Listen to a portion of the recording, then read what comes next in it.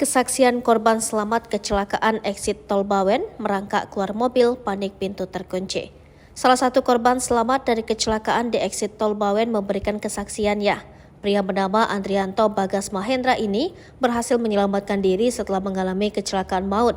Seperti yang ramai diberitakan, kecelakaan maut terjadi di exit Tol Bawen yang disebabkan oleh truk yang mengalami remblong. Bagas berhasil keluar dari mobil yang terbalik sebelum akhirnya sejumlah kendaraan terbakar usai ditabrak truk. Bagas selamat setelah merangkak keluar melalui kaca jendela mobil yang berlubang karena pecah.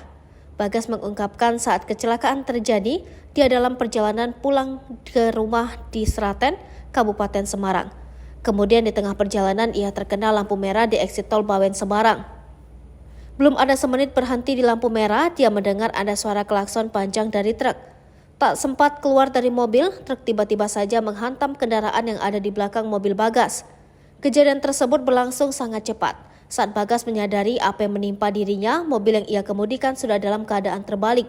Mobil tersebut terlempar ke arah berlawanan. Untungnya saat itu Bagas masih sadar, meskipun tubuh sudah merasakan sakit yang luar biasa mulai dari leher, punggung, dan tangan. Bagas mengaku sempat panik saat itu lantaran semua pintu mobilnya terkunci dan tidak bisa dibuka. Di satu sisi, aroma bensin tercium olehnya. Bagas pun khawatir mobilnya ikut terbakar usai peristiwa kecelakaan terjadi.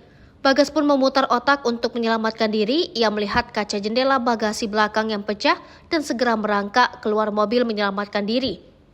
Setelah keluar mobil, Bagas dievakuasi ke rumah sakit Atin untuk mendapat perawatan. Bagas berharap ada pihak yang bertanggung jawab atas kecelakaan yang dialaminya. Akibatnya 4 orang tewas sementara 8 orang lainnya luka berat.